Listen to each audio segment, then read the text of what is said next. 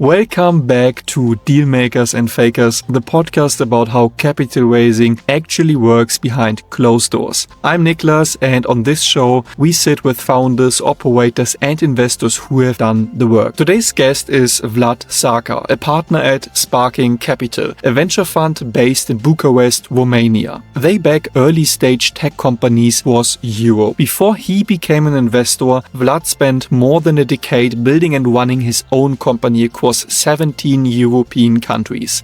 He sold it in 2018, and since then he's been on the other side of the table, writing first checks into companies like Hyperhuman, Vartis Tech, and a dozen more. Sparking has become one of the most influential early-stage funds in Eastern Europe.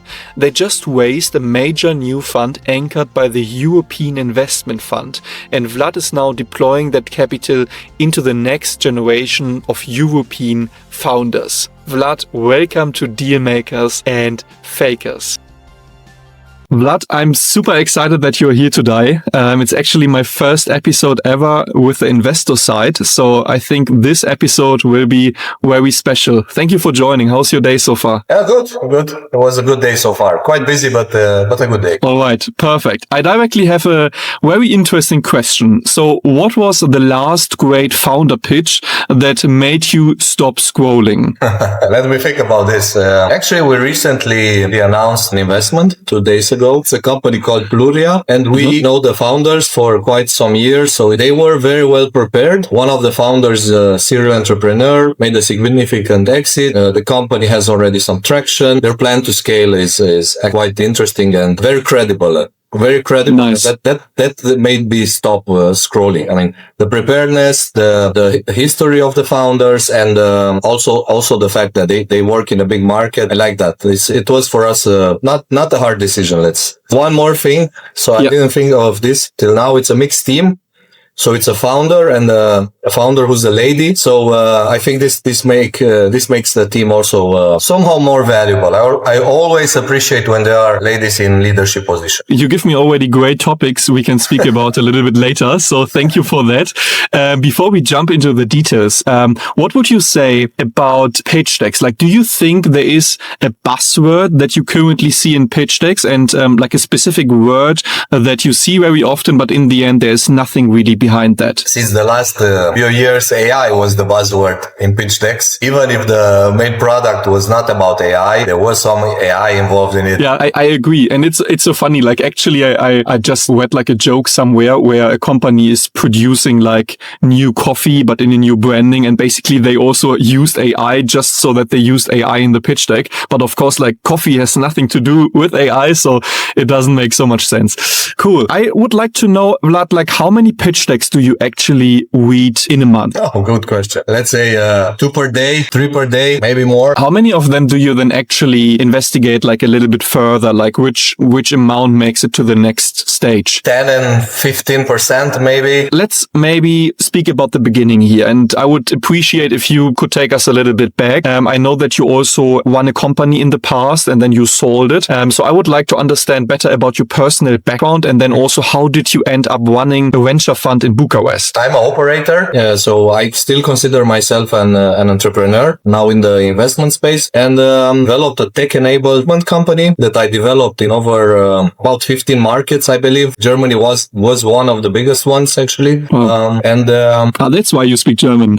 No, I speak German already for a long time. I actually speak German since I'm about 9 or 10. Was the third language that I learned. I learned it quite fast. Nice. And after 11 years, sold it to a business partner. And actually, at that time, I was still young, I would say. I started it just after I graduated university. And I wanted for a long time to be an angel investor. I be honest, I remember I've been to a Pioneers Festival in Vienna in 2011 or 12, something like this. And there were other events also in Romania, but the ecosystem was very, very early. From what I know, also Germany, it was very early. I mean, it was, and it is still more developed than the Romanian one, but it was still early days. And but I didn't have too much time. And after I sold my company, I actually had much more time to dedicate to angel investing, invested in some companies. At the beginning, actually, I thought like none of the opportunities that I'm seeing are relevant for me. And I thought, why is this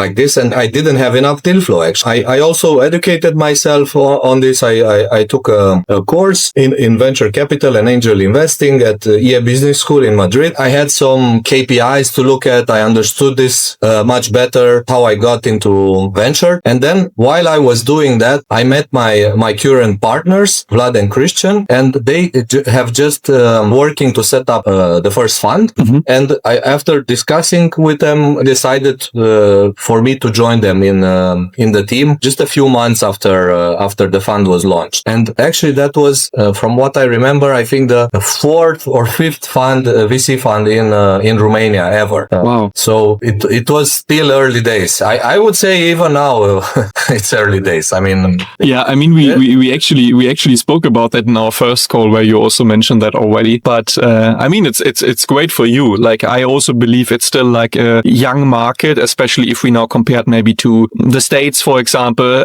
obviously. But I think that brings you also a lot of opportunities since you can establish your fund in a very nice way. And also I saw that you recently raised again another fund and opened another one, right? Mm-hmm. If I'm not wrong. Yeah. So we will also speak about that. I have a question actually about your angel investment background. I think this is very interesting. So how did you then get started as an angel? Like how did you find first deal flow? You mentioned that was one challenge. So super curious to hear more about that. Yeah, well, I joined the Angel Investors Associations. I joined first Tech Angels in Bucharest, which is the biggest angel association in Romania. And at that point in time, we were 20 members, quite small. Now I think we are about 200 or even more than 200. So it's nice. Quite a remarkable growth. And many initiatives actually popped up afterwards during the years, and I could observe this. I joined another angel investing association, Transylvania Angel Network. Also, I used crowdfunding platforms. And there is one in Romania called Grow Channel, and this crowdfunding platform, I mean, the tickets are larger, and so you cannot put in €100 ticket worth nothing. I mean, you can put a few 10K, 20K or more in a deal. So that makes you actually an angel investor, just not a very small crowdfunding commitment. But this is also an interesting point because actually this week I spoke to a founder and they were very early stage. So I said it's a little bit too early to work for them actually and help them to connect to investors since we focus more on growth stage and late stage rounds in the moment. And he then came back to me this week on Wednesday and he asked me about crowdfunding and if crowdfunding would be interesting for him and actually then also show that his company has traction in case he would raise something successfully. And now I'm quite interested to hear your opinion because I am always a little bit skeptical when I think about crowdfunding, and that has multiple reasons. So the first reason is that from the investor side, I am not that sure if the investors actually get anything out of that in the future because like an exit is always, of course, far away and it's even more difficult if you invest through crowdfunding. And then on the other side, if you are the founder and you want to do some large institutional rounds in the future, I'm always wondering if like big VC names would still invest into an opportunity if like already like a lot of people through an SPV, through crowdfunding, have like a lot of equity here. So how do you see that? Well, I think it has advantages and disadvantages. I would say there are crowdfunding platforms that, like you said, where you invest just a few €100 and founders should know this. Like I said, there are crowdfunding platforms where it's actually similar to Angel Syndicate. And in this case, I wouldn't see a problem. And as long as you don't break the cap table, let's say, matter of a few percentages, I think this is fine. And the people, the angels that support you through an SPV can also support the company. Yeah, makes sense. Let's quickly move back a little bit and speak about your background, because you describe yourself also as an operator. So I would like to know how you see the investor landscape in general. Like, do you have the feeling a lot of investors are actually operators? So do they have a background in running and building businesses, or is that more of a rare experience? Well, I would say many investors have the experience of being an operator. When it comes to percentages, I couldn't say actually, but would say there are three types of investors. There are the operators, there are the consultants, and there are technical people or people coming from corporations which also have a background that could support startups. Type of investors comes with its advantages and disadvantages. I think operator investors understand the founders better because they have been through a lot and they understand when it's tough. But that doesn't mean that the other types of investors, if they are empathetic, they cannot do this. But they haven't been through this in the end. Yeah. So you need like a good mix between different investor types. I would say so. And what is important for founders, maybe which are listening to us or watching us, is that you should always know who will be joining your board, for example, or whom you will meet during the lifetime of the company as long as the investor is there. And it should be someone that can really support you. And it should be someone that has experience to support you. That's also a very interesting point. Let's maybe briefly speak about your current fund. So from an operational perspective, are there specific things you help the portfolio companies you invest in? Yeah, I mean, there are typical things that we all VCs, or most of us, help founders with. For example, we have now a 30 million euro fund, from which we invest in about 24 companies. So basically each partner will invest in about 8 companies. I mean, it will be 8 or 9. This is the number. This means that from the start, we have decided that we will be hands-on investors, that we will support the founders, that we can dedicate time, that we can meet them maybe every second week or once in a month if it's not needed. But I wouldn't like to be an investor that meets the founder every quarter. I think this wouldn't be enough. And I didn't mention, but we invest early stage, so pre-seed and seed. And at this stage, I think we can support founders. And VCs like us, people in our business, they are company builders. Basically, many times we meet technical founders. Maybe they don't have a sales team. It's founder-led sales at the beginning, at pre-seed. And we support them in finding people for sales, finding people for marketing, or we support them directly we invest mainly B2B. But if we see an interesting B2C company, we can also invest in it. So depending on what they need, we will support the team and the founders. I would love to speak about other investors now and bringing them in, because I was always wondering how you see as an investor, specifically as a VC, other VC investors. Like on the one hand side, you are competing, and I heard from a lot of VC friends very crazy stories where VCs basically took a flight very spontaneously to the founder to pitch them overnight, and they brought them like some champagne and stuff like that just to get into the round. And through that, another VC couldn't invest, basically, that wanted to invest earlier. But on the other side, you also need to have like good investor connections so that you can, of course, find good follow-on investors, or maybe another lead and you are the follow-on. So how do you see that actually? Are like VCs more of partners, competition, or both like at the same time? Both at the same time. I see fellow VCs most of the time as partners. Of course, there is some competition involved, and this is absolutely okay. Many times I see other VCs as partners that we refer deals to, or they refer deals to us. In February, we did an investment in the Czech company that was referred to us by a fellow VC. So I would say we have to be competitive, but we have to have a healthy competition among us, and let's say do what's best for the company, try to find a way for it. And Vlad, how much of your time do you actually spend between, let's say, building your VC connections versus being operational involved in building like your fund, or like finding opportunities? Like, do you allocate time per week to actually build your network, or does this happen organically? I allocate time per week. I meet people from time to time, and I also go to events where we meet more people at one time. I take time to do this because I think it's something which is quite important. Yeah. I agree. I mean, I do the same. I also evaluate carefully what opportunities and events are worth it. But overall, of course, it's such a different connection and relation if you actually met someone in real life and you had some interesting discussions. So I agree on that. Let's flip the script now, because most podcasts ask investors about the founders they back, but you also had to raise money for your own fund. So I would love to know how you did this. And I mean, specifically, since you just closed a new fund, maybe you can speak about that first. Yeah, it was quite challenging due to it's challenging in itself. But due to the macroeconomic environment, it was even more challenging. So we launched our fund in October 25, sorry. It took us more than 1 year to launch it. We have several institutional investors. We have family offices, but we have also, I would say, individuals that would like to, high net worth individuals that would like to diversify their portfolios. And of course, many of them are from the region we live in. But we have also people, for example, we have investors from Germany, we have investors from the Middle East, and so on. So it's a mix, like in most of the funds. We have investors from Fund 1, many of them investors from Fund 1. This also helps a lot.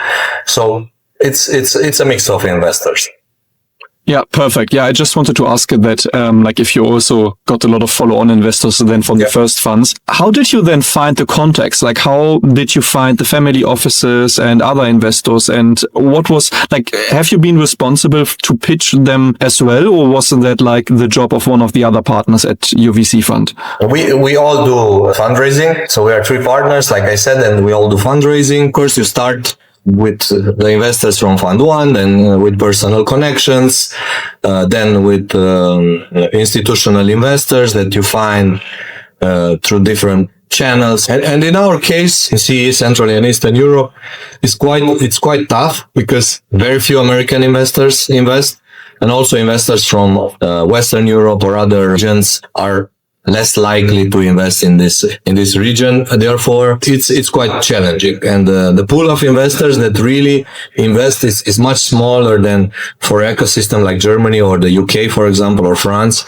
or Sweden, that are the big ecosystems in Europe, where there are very many exited founders, where there is a lot of capital. It's interesting because I think, like, if you would ask a German VC fund, at least most of them would probably also say it's challenging, and also that the US and States have like more exited founders and more capital. So I think it's always just like the perspective here. And personally, I think Romania has like a great ecosystem. Like what I see here from Germany is that a lot of innovation is happening like in East Europe in general right now, and that we see like a very, very big growth. And my business partner is, by the way, originally from Lithuania. And it's also like they have such a great ecosystem. Like I just visited him in January. So if I would be now an LP, I personally would definitely diversify my portfolio even more and look into different regions and not only go for Germany or US, for example, because the competition here is also, again, more. I think you're right. And there is also price arbitrage. So there are several statistics showing that companies in our region build more with the same money. Prices are just lower. And there are many good success stories from Romania. You know, there's UiPath, which everybody knows. But I don't know how many people know, for example, that from the founders of Databricks, you know, Databricks, 2 out of 5, they are Romanians. And the gentleman who came up, Mr. Zaharia, who came up with the idea initially during his PhD at Stanford, he's Romanian, and Mr. Ioan Stoica also was his professor. He's also Romanian. So we have great companies. There is the talent. It's proven. It's just needs time to develop more and more. And This was now the perfect transition because I would love to speak also in more detail about your region. So what I see is also that like some great Romanian companies unfortunately move their headquarter to Delaware or London. Mm-hmm. And like, does that like bother you as one of their early investors, or do you say do it because you have to do it? No, personally, it doesn't bother me because this is the nature of the game. It would be better to have laws in Romania and in many countries in the EU, which are similar to the ones in Delaware and in the UK, to be very honest. Yeah. And I think we have to work on this a lot, but for the moment, it's a fact that we accept. We have to keep this in mind, and maybe the politicians also have to think about it. And the EU Inc. initiative, I think, is a good one. And let's see further what we can do to improve the ecosystem in Europe, and maybe also learn from the UK, which is also interesting European ecosystem. I agree, and I think EU Inc. is already at least a nice direction, a nice initiative. I am just sometimes a little bit concerned that the exit potential is still not good enough because, like in the end, you still need like very big companies or like pension funds and stuff like that we just don't have in that volume compared to the States. But I mean, like in the beginning, it's more maybe about the bureaucracy, making it easier for companies to operate through European countries, and for that it's already great. Vlad, one question, since we spoke now about Romanian's startup scene. So do you think there is something that people from other countries do not see, like something that is special about Romania? There is good tech talent. The density of tech talent is also good. I would just say we have one of the fastest internet connections in the world. Now there is building more data centers, which is also very important. So there are a lot of things that happen in Romania. I know this ecosystem already for about 14 years, and for maybe half of that time, almost nothing happened. I mean, just imagine the first VC fund launched in Romania was 2013. Wow. Yeah. And then the next one was 2018. And then 18 and 19 also when we launched, were the years when, it was more activity. Actually, I wrote, a thesis about, startup ecosystems, and I see parts of the ecosystem, developing in Romania. And this is probably what people have to know. Now, we have enough startups, we have accelerators. There can be done more in terms of tech transfer and other initiatives. And I believe in the next years, there will be more and more, success stories to stand out among other countries. And what is good also, so okay, it's a country with about 20 million inhabitants.